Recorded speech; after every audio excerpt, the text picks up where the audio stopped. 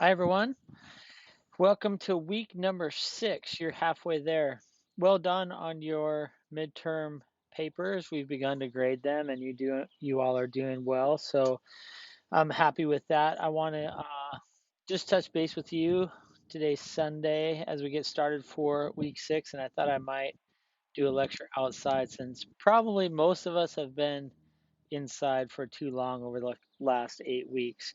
Um, Let me talk a little bit about the Cahill paper or the Cahill book. Towards the end of the book, she begins to move out of talking about just war theory and the historical development of that, talking about pacifism and the main players who helped to form the idea of pacifism and nonviolence in response to injustice and to violence.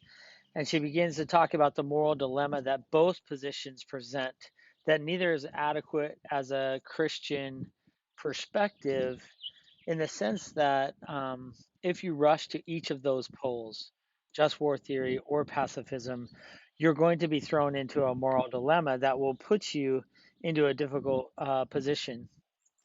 For pacifism, people will experience harm and injustice through inaction. In other words, if you hold to an idealistic perspective on pacifism, there is going to be some harm that's done by sinful people towards others. And if you can't intervene in that, that harm will, um, you may try to some creative ways, which he refers to as peace building, efforts at peace building. But ultimately, we know this as reality that some people will be harmed because of inaction. And for pacifists like John Howard Yoder or Stanley Hauerwas, we have to trust the sovereignty of God for that violence that's done in our commitment to pacifism. On the just war theory side, we know that, and Cahill argues that people will experience harm and injustice by our actions. And for somebody like Dietrich Bonhoeffer, who writes The Cost of Discipleship and is pretty much a pacifist in that area, he will he will come to participate in Valkyrie, and he will see his responsibilities as a Christian to at least be a part of the disposition of Hitler and installing of a new German government. Um, and so for just war theorists, people will experience harm and injustice by our actions as well, and unnecessary harm and injustice because it's once you get into a war, as some of you have mentioned in your posts, it's really difficult to have these criterias while you're in war when you have to make split second decisions. So Cahill is trying to argue that each pole presents moral dilemmas, and she wants to offer peace building or peacemaking, kind of like the transforming initiatives that we've talked about in the Sermon on the Mount. That these are grace based activities designed to promote justice, to offer love as we move towards shalom, peace, or life. Those are words that are used interchangeably in the scriptures for kind of the holistic picture of what it means to flourish in the kingdom of God. On page 321, she says something like, lasting peace depends on security, restorative justice, reconciliation for fullness and wholeness.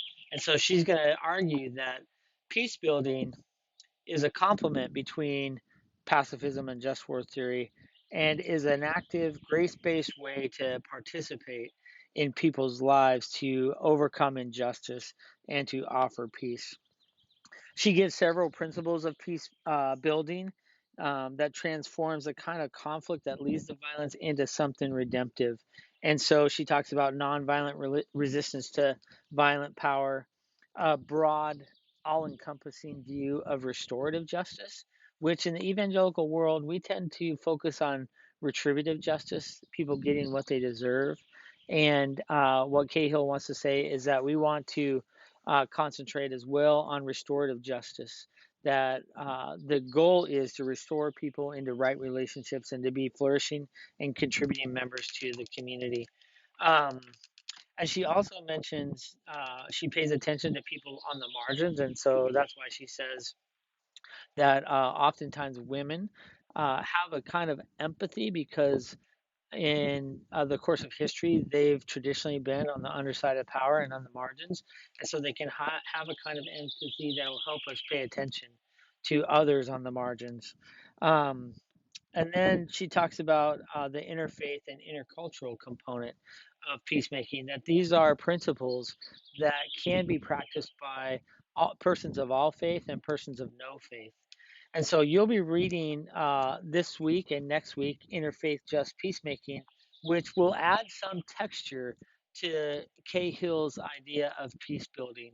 And so in this book, there will be 10 practices of peacemaking that you will see. Most of them are focused on international relations. So we're going to have to do some translation if we're going to apply these peacemaking principles into something like, say, in a domestic context, um, for example, like the evangelical church's questions about sexuality, maybe some conflict and violence that happens in racial relationships, maybe in the political sector, some things like that. So we're going to have to do some translation in some of those principles, but that's possible. So this is your reading, and you have to read this in the next 2 weeks. There's going to be a quiz.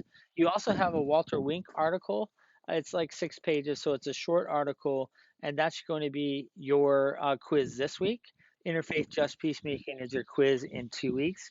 And then also you can read, or sorry, not read, you can watch the film Joyeux Noel. Sorry for my French, for those of you who do know French and can pronounce it correctly.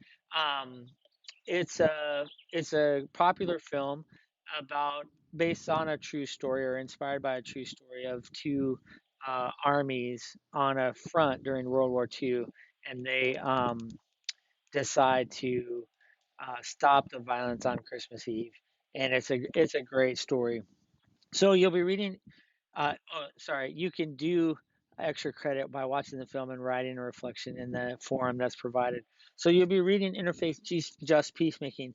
I want to just remind you that Interfaith Just Peacemaking is kind of the outcome of the article that you read in the 14 triads of the Sermon on the Mount, because out of those triads, Glenn develops the theory of just peacemaking. And so he writes this original book based on the Sermon on the Mount and the peacemaking practices like reconciliation and integrity and some loving one's enemies are found in the Sermon on the Mount. So he uses the Sermon on the Mount to develop the Just Peacemaking book. Then he sees that these practices can be verified not just as a Christian ethic, but as an overall ethic. So he gathers an ecumenical group of scholars to write this book on just peacemaking, and he expands his original 6 principles into 10 principles. So one of the principles that's not in his original book is promoting democracy. And for Glenn and the other scholars, you will see that they want to argue that where democracy goes, it's often established through conflict, but then if a democracy stabilizes, then it reduces conflict. And so they're going to talk about that as a peacemaking practice. Um, and so this development of the theory of peacemaking and peace building is just giving language to something that the church has always done, and that's be participants in the community for good. It's something like First Peter chapter 3. Always be doing good without conditions and without any expectations of reward. And so they're building on this idea that the church is participating in their community to promote shalom. Part of that promotion of shalom is to love your neighbor as yourself and give to them what you might have, your power, resources, those kinds of things, so that they can flourish. And then the flip side of that same coin is that you can help stop injustices that are preventing people from flourishing. And so, the practices of peacemaking and peace building that Cahill talks about, that Glenn talks about, Glenn Stassen talks about, and that Susan Thistlethwaite talks about is these are practices both of love and of justice. And so that's what we'll be looking at over the next couple of weeks is kind of bringing some concrete application to this idea that Cahill introduced with peace building. So, have a good week this week. It's kind of designed for you to pace yourself for the reading because you just came off writing a paper. So, you can take a little break, read the Wink article, as long as you can get the Just our Interfaith Just Peacemaking book finished by in 2 weeks in order to be able to do the quiz. Okay. Thanks again for all the hard work that you put in to the papers, and I'm really enjoying reading them and seeing kind of how you've synthesized all the material from the book.